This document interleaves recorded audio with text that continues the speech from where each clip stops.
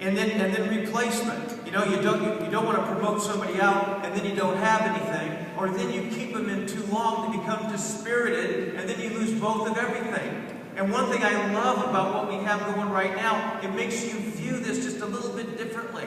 And I think if I was growing up in the business now, even though I'm known for doing big things, big base shops, I think I'd view it a little differently.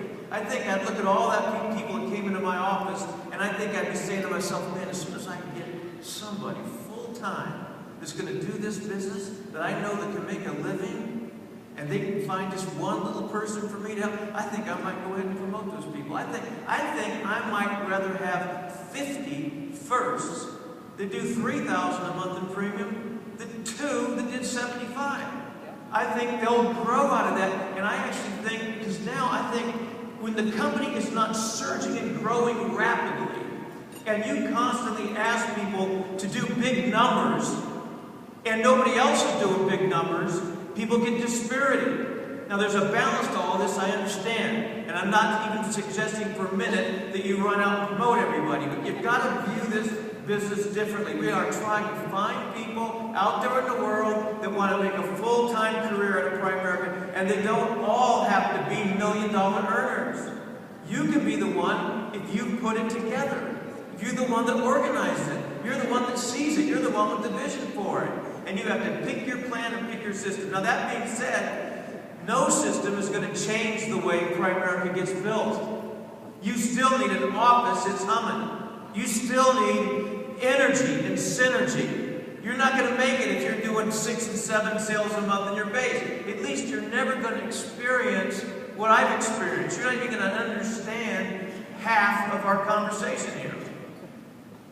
So you've got to work at getting that base shop up to 30,000. I believe that, not for bonus purposes, but for a purpose to have a machine that can promote RVPs out. So I think people all across our country in this business are going to be reevaluating how they build their business, and I think we're going to get more full-timers than we ever dreamed possible, and I think the base shops are going to get bigger and not smaller, especially because the new people in your base shop that come every Tuesday night are really, truly going to think they can really do it now, and not be celebrating somebody else's success all the time. It's tiring to cheer for somebody else all the time. You want to cheer for yourself. All right, so most of you know what you have to do. It's just a matter of whether you're going to do it or not. Let me just get a drink of water.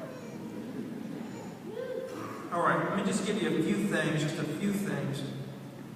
and then we're done. So what are you going to do now? Mike, what do I got to do? I mean, Larry Rydell and I was laughing about training, I'd rather spend 1/2 hour with a person in the field than 20 hours training. But here's what you got to do when you get back if you want this. You want it in a big way. You want a chance to capitalize on what we're doing. Number one, you got to focus your attention 100% on this. I've told you it's like a magnifying glass. You shake it around, it does nothing. You hold it still for a while. You focus for a while, and an explosion begins. You focus on hiring people yourself. Because if people don't look at you as the one, the leader, the one who has the character, the one that has the strength, the one that's going to get them where they need to go, they don't